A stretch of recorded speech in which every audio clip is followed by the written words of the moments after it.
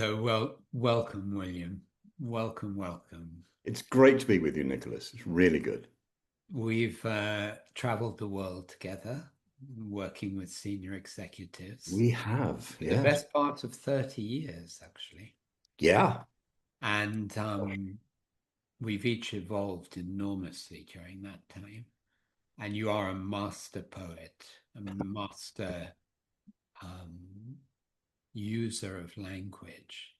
That's Which very is, generous. Yeah. yeah, well, you deserve it. You deserve it.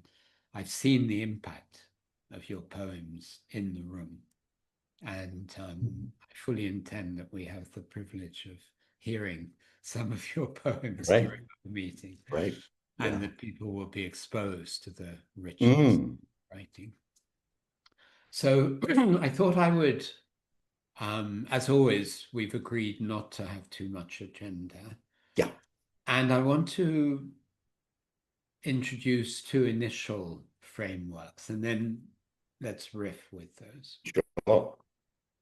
So the first is in leadership in particular, where we both know that the use of language has become part of the chronic disconnection, Absolutely. disembodiment of our culture. So Yeah. language is used in what I call narrative. It's Yes. somewhere out from our actual experience. Yes. It's an exchange of data, and it's often lacking in any real energy or connectedness, Yes. even when people use words like inspiration and how much I care, but it's not embodied, it's not Yes. felt. Mm. And we both, in different ways, believe that the correction of that is essential. I Yes. call it the aligning of words and energy. And another domain I'd love to bring in, which is more and more rich in my world, and I believe in yours, is in coaching. Yes. So I've trained coaches for a long time now to take what is often a very big step because it's outside most normal coaching, which is to really be able to hold people in emotional process. Yes. Unreservedly, unconditionally, stop Absolutely. talking about it, let's feel. Over the last year, in the natural evolution of the work, I've begun to see in myself and now try to teach a very high integration of language within Mhm. that. Yes. And so there are times when I find myself, also when I'm supervising and I step in, of using language in a way that is really like pure acupuncture. Yes. You perceive something in the client Yes. and you say it with a huge kind of caring transmission and Yes. precision. Mm. And it's like the client's nervous system, emotional body opens. And Absolutely. the word precision, actually, as I said, I'm often saying to leaders, don't you understand how imprecise your talking Yes. is? Yes. Like we've forgotten the power of language, which is our overall topic. Yes. So that's my opening. Yes. Take it Well, where you want, and then yes. let's That riff together. Yes, that reminds me of an interesting story, actually, which was told to me by the director of my play Bengal Lancer, which went on in London many, many, many years ago, lifetimes ago. And he used to be the assistant to Samuel Beckett, the Wow. great playwright. Wow. And he was in Galway with Beckett, and Beckett was walking up and down the beach in Galway looking for a word. And and this friend of mine, he said, can't you get a thesaurus? What do you do with that? And he said, no, no, no, no, no. This is far more precise. I am looking for the word exactly. And he said, okay, fine. Okay, don't argue with Samuel Beckett. And Beckett walked on and walked on and walked on and came back and then went, that's it. The Wow. word is dart. And he went back indoors and he carried on writing and whatever it was. But it's that kind of precision when we find a word that resonates both out and in, if you know what I Exactly. mean, so that it resonates on a level of heart and soul, and it also resonates within the room, within the reading space, wherever it might be spoken. Yes. That is true precision. And at that point, you are doing something very powerful. Yes. And that's one of the few things that I've learned over the years that language gives us, and that is it gives us the marriage of left and right brains. Exactly. We come Exactly. together in a way that is both detailed and precise, but also deeply connected and emotionally involved Right. at all Exactly. levels. And I think that's a really important point. And Yeah. if we can maintain that in our writing, in our interactions with people, or when we're delivering poetry, when we're reading poetry, and that's an art that is being lost gradually in exactly the same way as we're talking about language itself is being lost. Right. If we do that, then we can reclaim some of this land, some of this extraordinary space of precise, emotive, and Yes. absolutely sort of universal language. At a certain level, it transcends the meaning of the words themselves. Exactly. It's a fascinating process, but it's about that, once again, it's about that precision that you mentioned. Yeah. You know, this I'm finding myself teaching what I'm calling the higher integration of left and right brain. So, Absolutely. and I have a very That's a interesting very interesting example concept. actually about precision that I think speaks to exactly what was saying. Mm, Working with someone recently, actually in front of quite a big group, and she said, wow, I'm feeling such a deep level of grief. And yes. in feeling her, as I teach people to do, after a moment, I said, you know, I think what you're actually feeling is sorrow. Yes. Now, they sound similar, but when I Yes. said that, she was like, yeah, Absolutely. that's a beautiful example of the Yes. precision we're talking about. Yes. And I think that bespeaks a poverty of understanding of language. We talk of alexithymia, the inability to put labels on feelings. Yes. But I remember us in years gone by creating lists of about 400 emotions, 400 possible Yes, expressions. yes, That's exactly. not a bad basis, that. But what do we use? Sadness, joy, Yeah, anger, possibly shame. Uh, not really. Possibly, Yeah, but we are very limited in our language, and as particularly in English, as it is deemed to be the lingua franca, the universal business language, there's a poverty coming into that, and I think totally. that we all, as leaders, we all are obliged to just kind of add to the increase our vocabularies and increase everyone's vocabulary. Yeah, totally. I was working yesterday with an executive who flew over from Luxembourg, and I worked with her for 3 days, and we got to a point where we realized the language was not good enough. Mm. The language that I was giving her was kind of going a little bit over the top, and I needed to change my and as I did that, I felt the poverty of language coming in. And it was a crossroads for us. So we were able to have a very honest, emotional conversation about how we conduct ourselves in language Mm. and what needed to be done. Mm. And that was a turning point in our work together. Yes. And that was once again about language, you see. What needed to be done, William? What needed to be done was that we got to the point where she acknowledged that she needed to increase her vocabulary, Ah, okay. that her vocabulary and particularly the language of the language of she called it Euro language. But it's the language of ease. It's easy language Very good. Yes. that we use to communicate, Yeah. but really we just use to exchange information. Or no, it's or think we're saying something emotional, but we're not. Exactly. I have an example of that. By the way, you probably know Brené Brown. I mean, this is a couple of years ago. She wrote a book called The Atlas of the Heart, and she researched either 7,000 or 17,000 people, asking them how many emotions they could name. The average was 3. Oh, okay. Speaking That about hurts. Yes, that hits and it hurts at one and the same time. But here's a word that people, for instance, use a lot. People, and I wrote about this recently, people say, oh, I feel overwhelmed.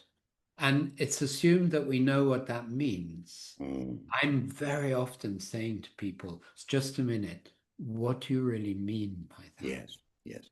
And someone, first of all, to know has to slow down. Yeah. And actually learn how to look. Absolutely. And then you hear things like, I feel heartbroken. I feel so scared by what's happening in the world. Okay, Yeah. then we're in a real conversation. Yeah. And I think we have that very, very often. People use words quickly and people respond as if we're connecting. Yes. And that's part of the amnesia we are in, Yes. of disconnection that's normalized. And in reality, it is no more than semaphore. You know what I mean with the flags, where they used to do the thing with the thing, the flag like this and like that. That's what we're doing. We are not actually meeting each other. We are, if as in semaphore, we are hundreds of yards. We are a kilometer away from each other. Yeah.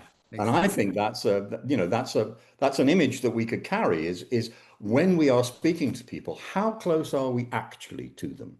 Beautiful. Linguistically, in terms of language. Yeah. And are we communicating, or are we merely just kind of passing something on, doing the signs? Yeah. And I think that's a challenge for us all. Yes. Certainly a challenge in leadership. Absolutely. And even more so in terms of diverse leadership. We are now, it's not just about gender, it's not just about nationality, it's about the way we think. I've loved working. We worked years ago together in the Far East, and I've loved working in the Far East ever since. And what fascinates me is that I can be in a room with 30 people, 25 different languages, Right. 25 different cultures in which they actually think differently. They have different concepts, they have different ways of engaging. And by the end of the day, when we have got to a place where we can actually speak in a circle and actually be truthful about feeling. Yes. There are people who, for instance, cannot accept and will not accept any sorrow. Right. That is not acceptable, either in business or in the home. Yes. There are other people who, and I've experienced this one myself, they do not experience joy. Everything has to be serious. And I think that's a really interesting thing when we begin to meet each other in different cultures, and we begin to see the limitations in each other's culture, which of course highlight the limitations in our own. Yes. We become aware that, oh, okay, maybe my language is not as diverse, or it's not reaching out to those that it could do. Right. Yeah. As you know, I live in Italy. Mm. It's so fascinating. I have Yes. quite some fluency with Italian. There is no word in Italian for grief. Really? I keep saying to an Italian, can you tell me what is grief? And they're like, and they go approximately, but there is no actual word for grief. It's something close, but not the way we use grief. How fascinating. Yeah. Going back to what you said about, you used the word lexithymia. What is the word about? Alexithymia. Alexithymia. Literally, alexi is a words. Thymia is the absence of. Okay. So it's the absence of words that describe feeling. Okay, so one of the things I learned, over the time is that, when children start to be language capable, Yes.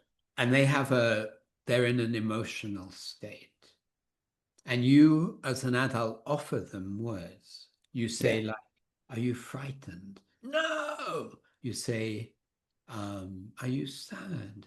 No. Are you disappointed? Yes. Yeah. Absolutely. Right, left brain, nervous system, word and energy Yes. aligns. Now, I don't know any of us as adults who had that. So it's not surprising that Yes. most adults, when you say, how are you feeling? Yeah. They don't know, Yeah. and they don't have the vocabulary. Precisely.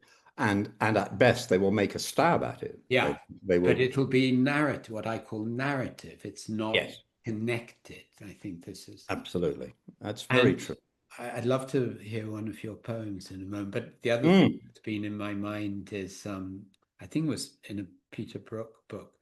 He was talking about Paul Scofield. Ah. And he said there would be moments in the rehearsal room when Paul Scofield would say a simple word like night, and the whole room would go silent. Mm-hmm. Mm-hmm. Embodied language. Absolutely. Yeah. Please give us a poem, will you? Okay. I'm going to give you a poem. What am I going to give you? Uh, we were talking about sorrow and sadness, melancholy. It's another lovely word. Yes. Melancholy. And this is a poem written in that form, in that frame. It's called The Remembrancer, and it's about remembering what is gone. In my lifetime, I have seen whole landscapes vanish. I've seen beautiful places. I've seen wonderful trees as a whole species just dissolve away, just vanish.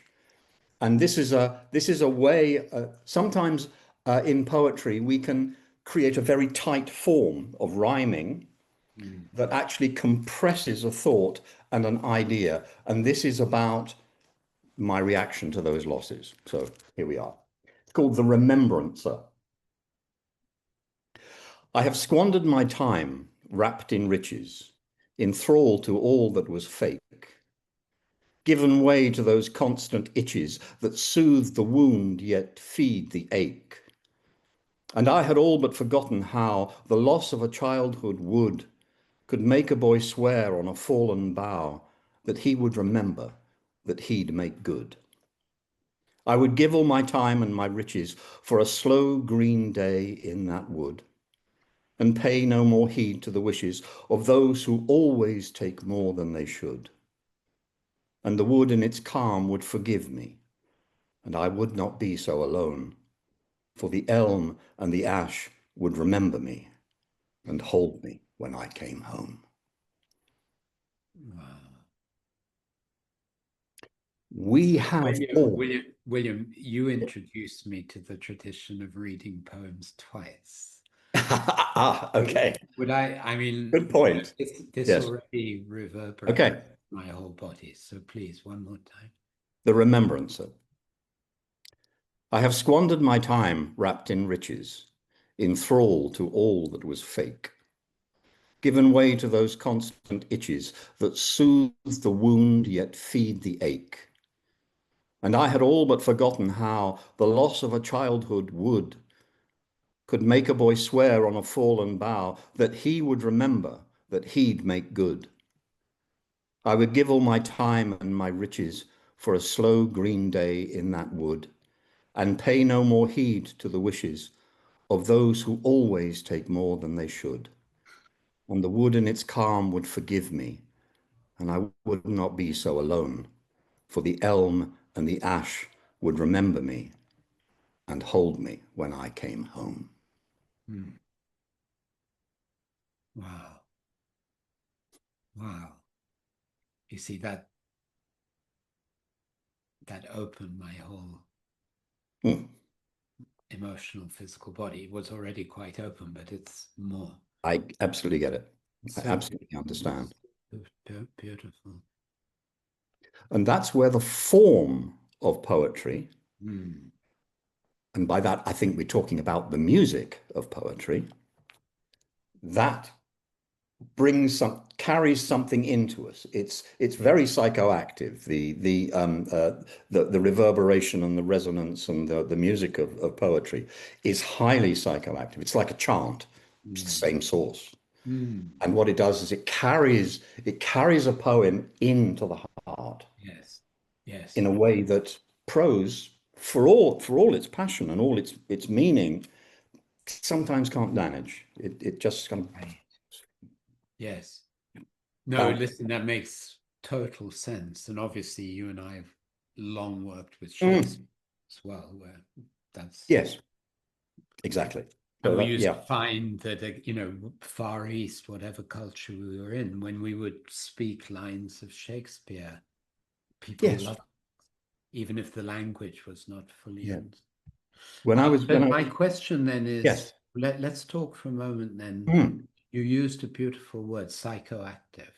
yes, Because how would it be if leaders started to speak and transmit yes, in what they might not use the word, but we know what it means, psychoactive yes, yeah, ways, meaning it's reaching into people's. It's so interesting because we hear this cliche, you have to win people's hearts and minds.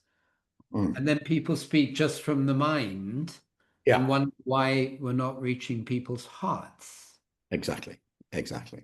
And that where this psychoactivity, the psychoactive quality comes from, is I I I used to do quite a bit of work with a man called Robert Bly, as did you. And he was instrumental often in the beginning of our processes, variously, of how we got into the work.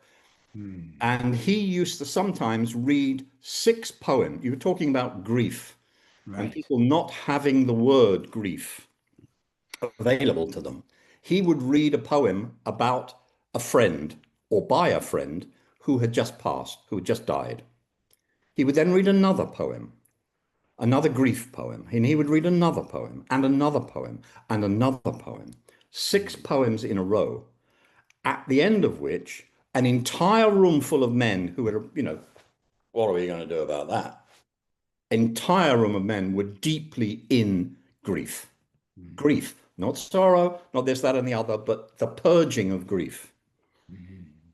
And that is, his understanding. And how did he manage that? He would either begin with a chant Hmm. or he would begin with a drum. The drum opens the heart. Dum, dum, dum, dum, you know this, Nick. Obviously, you've got a drum behind you there, and it's this quality of opening that is, and we need to use those tools that are psychoactive in themselves. So we know poetry is psychoactive, but how do we start that? How do we get there? Yes. How do we open the door so that the content goes Yes. in? And that's really quite important. And that's where the drum comes in. That's where I have, I often, if I'm speaking in corporate setups, I will begin with a chant, Hmm. and that really, and people, at first they're going, "What the hell's going on here?" Oh no, it's one of those. We heard he was peculiar, but this is not good. And suddenly they're in it. Yeah. Fascinating. Because it resonates with the heart. And Yes. it's not about this, it's Yeah. about this. And once you've got this connected, then the content is more easy to exchange, certainly more easy to deliver. And you Yes. can feel in a group, in a sizable group, you can feel a willingness to receive. Mm. And that's a bit like the radio being turned on. The Exactly. broadcast comes in. Yeah. You make me realize that one of the things that I do completely naturally now in front of a leadership group Mm, is, first of all, I talk considerably more slowly than they're used to. yes, And I you're leave a lot very more good at. pauses than they're used to. Not as a trick, but because that is a natural rhythm of communication. Yes. And at the IMD a couple of months ago, I think, a Saudi man came up to me at the end of the second day. It was so lovely. He said, Nicholas, I'm going to tell you, honestly, yesterday I couldn't stand you. At the end of today, he said, I couldn't stand how slowly you were speaking. Right. At the end of today, I want to tell you, I love it. Yeah, there we go. That's it. That's it. Because the moment you're in that slower rhythm, why does all this speed? Many reasons, one of which is that it gets people away from their feelings. Yes. It's what I call this forward circle, this doing, Yes. which is disembodied. Yes. It's So a the trap. moment I arrive, and I'm not speaking super slow, but it's slower than they're used to, Yes. and I'm infusing the words with embodied feeling, Yes. it automatically brings someone closer to their feeling body. Yes. Yes. And there's a natural fear of that, fear of that. I've learned with poetry, and this is reading other people's poems, not necessarily my own, but reading other people's poems. I have learned that it is very important to be able to pace the speed at which you are reading and to land a poem very slowly, to bring a poem to its close in such a way that it just kind of. Yeah, I've seen you do that. William, I remember saying to you, William, that was like a torpedo going under the water into the energy field, because at the end the room is different. Yes, It's yes, been like a depth charge, you know. that's right. And what is that? That's a mixture of the language, Yes, the precision of the words at the very end, exactly. but also of the delivery and the ability to pace oneself, to slow one's own self down, to reach and meet people at that, basically that stillness. Yeah, exactly. Is that you meet people in the stillness after the poem. Yeah, beautiful. And I think that, I've seen you read poems and Shakespeare and goodness knows what else besides, and you do exactly that. It's about how do you, we call it landing, don't we? We land the poem. And that's a skill. And I think that that's a skill in presentation by leaders every bit as important as it is for poets. 100%. There's a way that when we're speaking to a room full of people and we're talking about really difficult subjects, we need to slow down and we need to open our heart. Yeah. And show people that we're there too. Exactly. Exactly. And we see that in great public speakers. Absolutely. Politicians, the few who are great orators. Yeah. They speak much more slowly and they leave much longer pauses. Yeah. And it's not a trick. You can't just do it because someone said count to 10.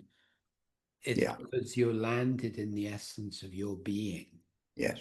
And you're speaking from your embodied heart. Yeah. And arguably your embodied soul as well. Yeah. And you're using your mind. You're using language. Yeah. That's why I always come back to Einstein's beautiful question, is your mind your master or your servant? Yes. And we're in a culture where it is chronically the master, which is a large part of the amnesia. Yes. William, can we have another poem? Yes, can we have another poem? What have I got? I'm going to read this one. It's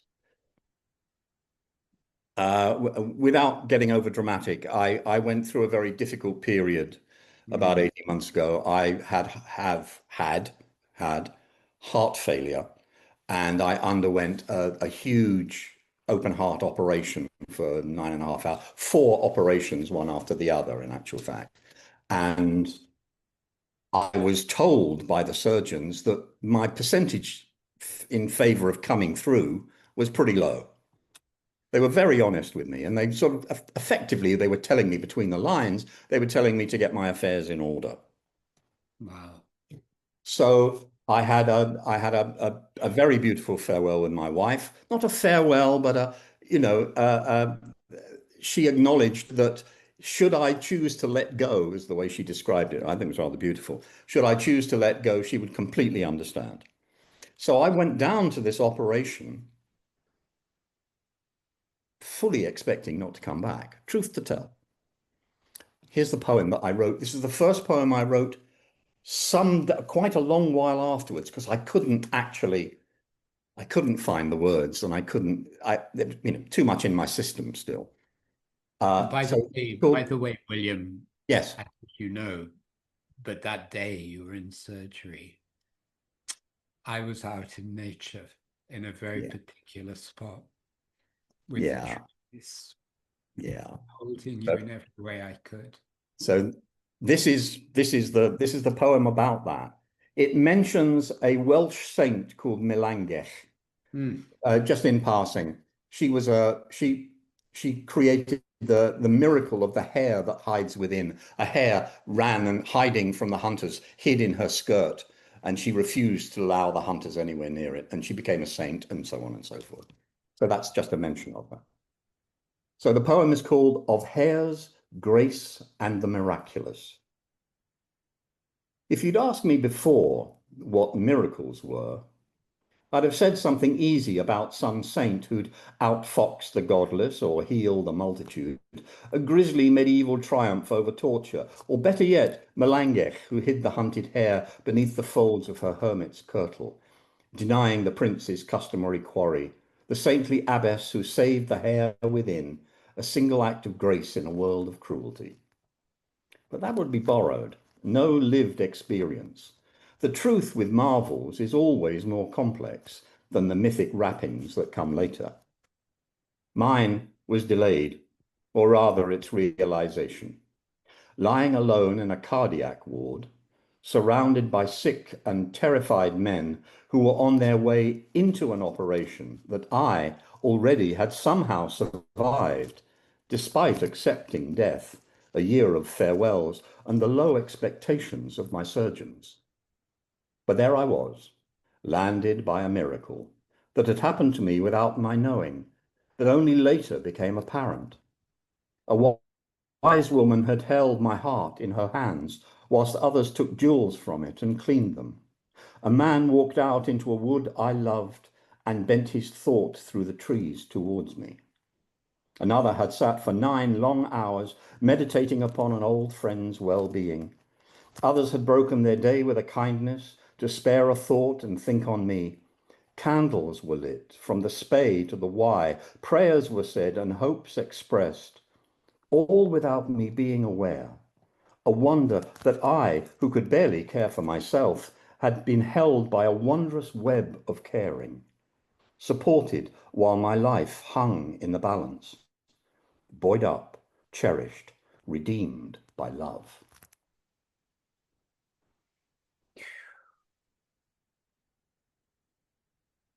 Mm. And that, I think, is what we aim for when we talk about transmission. Yes. Yes. We can all talk about love, Nicholas. I mean, we can. It's a very easy. It's one of those words that is easily misused in business, particularly. It's Right. I love that. I love this. I love that.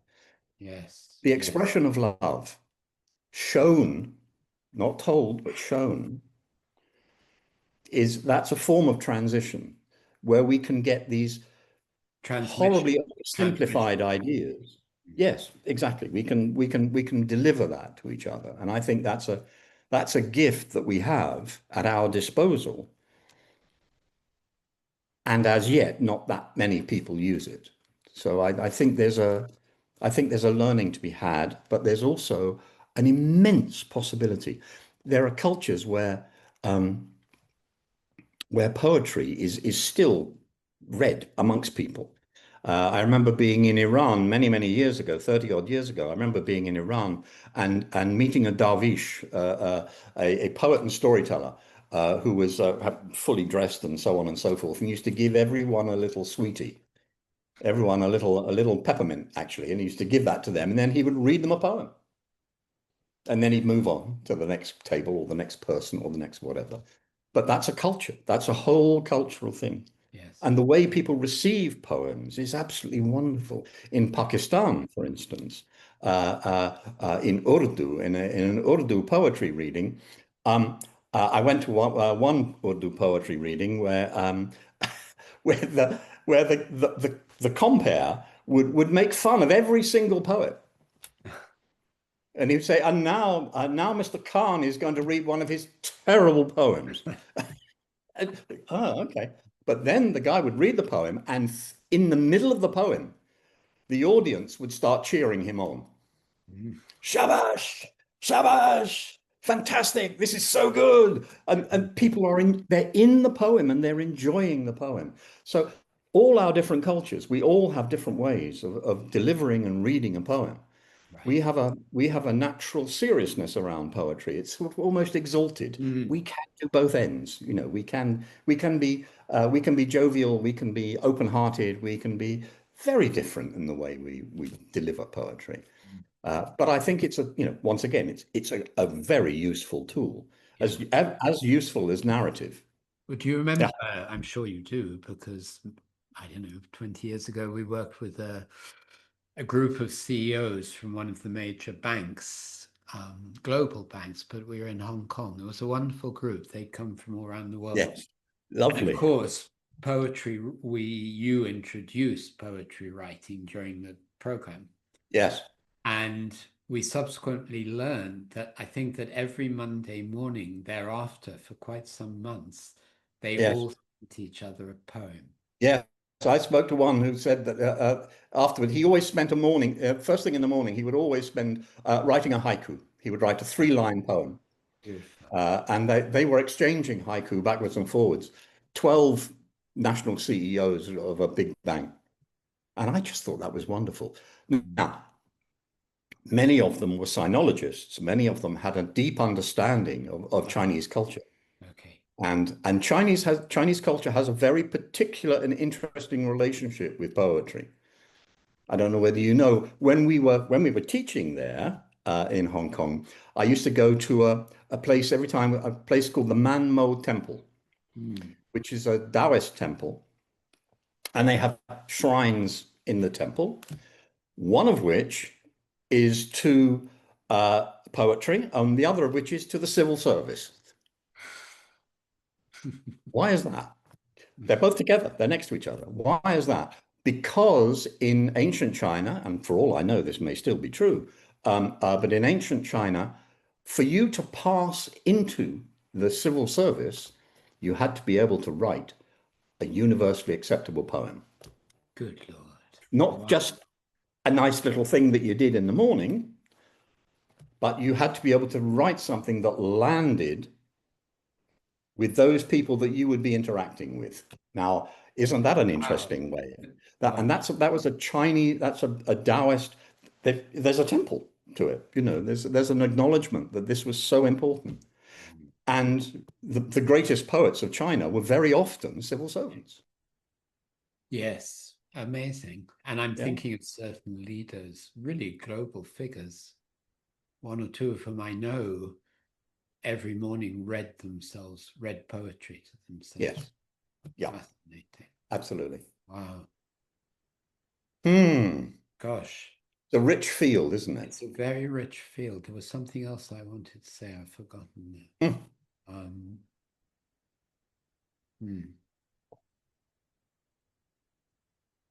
Oh, yes. Yes. I know what it is.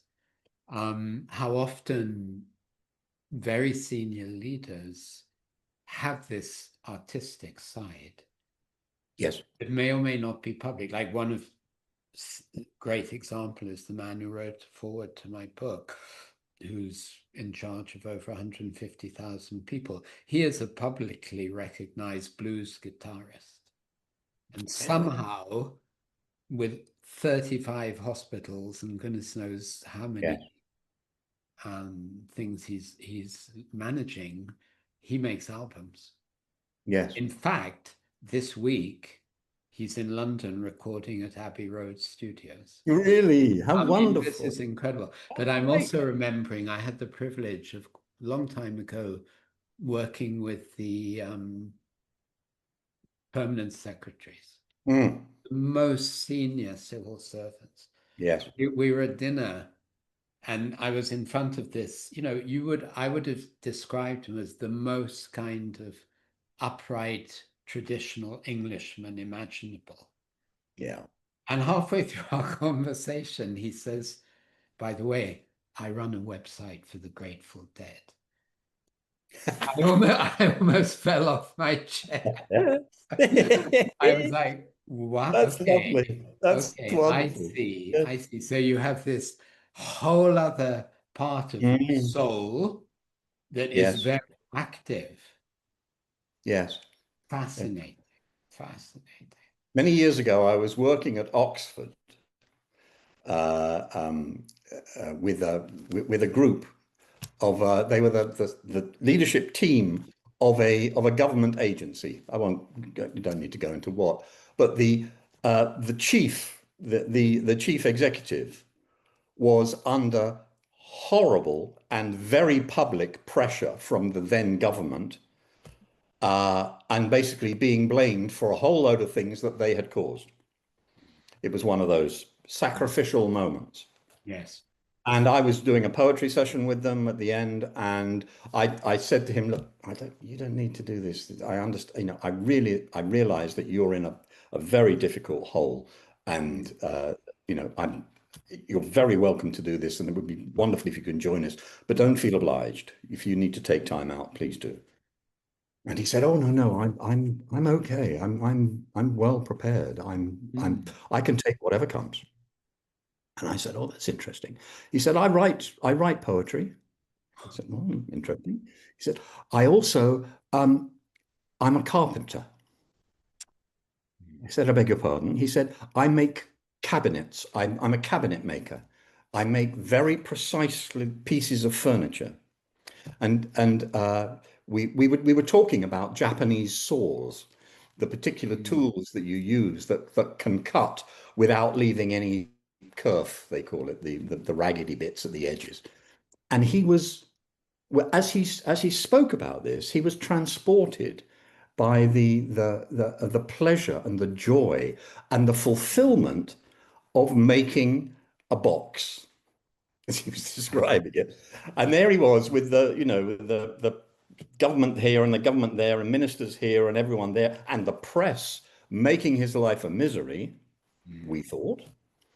And he was actually quite serene within that moment, able to write a poem. He did the exercise. He wrote a very creditable poem, and he was able to support himself, to feed himself, to give himself a sense of focus. And I think this is important, is that sometimes when we write poetry or when any art that we can concentrate on, we can bring our focus down, which gets rid of an awful lot of extraneous matter. Right. And that was very much his position. And I have to say, I really admired him. He got Yeah. through it very, very well. And he was very well loved by his people, incidentally. But yeah. So Well, I think yeah. yes, that quality that we have where we can, and I've seen you concentrating. By that, I mean focusing, really giving yourself that space.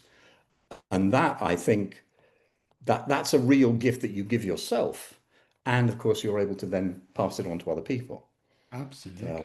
I mean, that's a Yeah. wonderful story, really of such relevance, more than ever now. Well, we're all in that space these days, aren't we? Well, as I said to a recent leadership group I worked with, we are in a time of radical uncertainty. Yeah. And so long as you are still looking Yeah. to identify yourself with any kind of stability outside, Yes. you're in bigger and bigger trouble. Yes. We have to now go much deeper inside. And what you Yes. described there is a beautiful example of Yes. that. And let's just maybe conclude by reaffirming Mm. the power of precision. Mm. In all arts, it's known. Yes.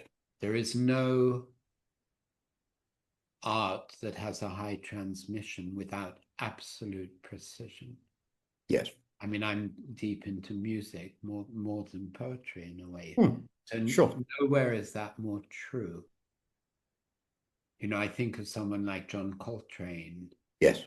And you know, he starts with the structure and then he flies and it looks like he has gone somewhere utterly away. Yeah. And yet, you know, he can come back any moment. Yes. He does. At a Yeah. certain moment, he's back to the structure. Yes.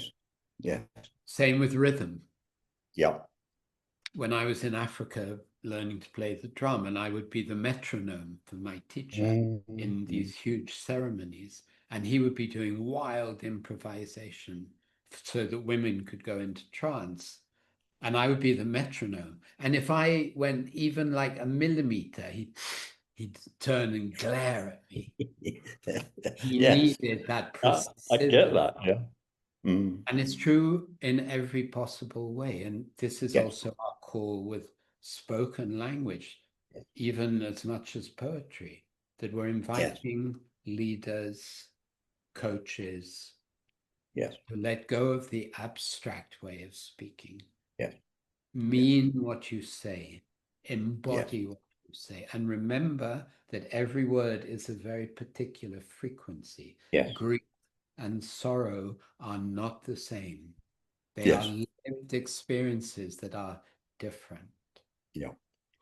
I think there's an important point here, briefly, but there's an important point, and that is that we need to be aware of concrete language. By concrete language, I'm talking about the language of things. Corporate language, generally speaking, tends to be vague. Let's just call it that. You mentioned that word earlier, but it's abstract. Yeah. And an abstraction in the air, you can't quite, you can't catch hold of it. Whereas if I talk about a chair, you will have in your mind an image of a chair, solid, but it'll be your chair, not my chair, which is absolutely as it should be. But the more we can give concrete images, the more concrete the language that we give, we are showing more than we are telling. Whereas we've all been there, haven't we? We've all been in groups looking at very senior people. Just it's just words. It's almost like a word salad. If they could just simply say, "My daughter came home yesterday and she was really hurting." Everyone's with him. Everyone is with him. If we can get to that point where, and that's a very simple sentence.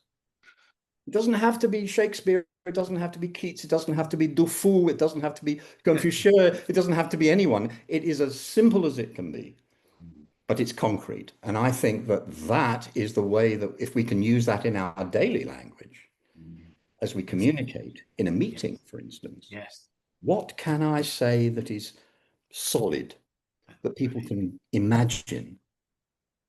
I think that's a gift that we can. I've got a little high horse about that at the moment because I've been spending 3 days working with someone on exactly that. But yeah. Wonderful. William, could I ask you to conclude with a doodle at the edge? I think it. Oh, a doodle at the edge. Okay. Yes, I've got it here. Here we are. So I wrote this. This is one of these poems that I've seen act like a depth charge in the room. Right. Okay. I was working with a big NGO in New York, and I realized someone came up to me and said, it was actually the UN, and someone came up to me and they said, "Have you read the book?" I said, "I beg your pardon." They said, "Have you read the book?" I said, "What book?" They said, "The book, the glossary, the book." And it was a book on which they had published all the different acronyms that were used by the United Nations, the UNHCR, the UNO, the UN this, the UN that, the UNBPP, the what UN, whatever it might be. And it's a book of the jargon and the abbreviations they used. So I ended up writing this poem, and it's a bit cruel, but it names it as I saw it at the time. Another meeting, another agenda, another list of buzzwords, initials, and initiatives. PSU is entering phase 3, while the CDR wants G2 to go to level 5. If we go the full 9 yards on this one, if we get proactive, get out of the box, get our teams together and on the same hymn sheet, if we hit the ground running, if we downsize HR, if we get the money on board and our asses into gear, then we can change something, make a difference, change what the other guys changed last week. Meanwhile, the god has left the garden. The muse lies minimized in the corner of our screens. Not dead, not buried, but ignored and unseen, like a doodle at the edge of an action plan. Me? I say make a sacrifice to the doodle. Pick some flowers, speak a poem, feed the tiny muse, draw, paint, sing or dance, and you'll bring the gods back into the boardroom. The laughing, smiling, weeping gods of the nighttime and the wild. Me? I say make a sacrifice to the doodle. Pick some flowers, speak a poem, feed the tiny muse. Draw, paint, sing or dance, and you'll bring the gods back into the boardroom. The laughing, smiling, weeping gods of the nighttime and the wild. There we are. Thank you. Thank you. William, it's been an absolute delight. I've really enjoyed myself, Nicholas. It's been great. And really good. May you continue to bless so many people and groups with your mastery and the power of your language, William, which I've seen grow and grow. Bless you. Thank you very much. I've really enjoyed your company. It's great. Thank you.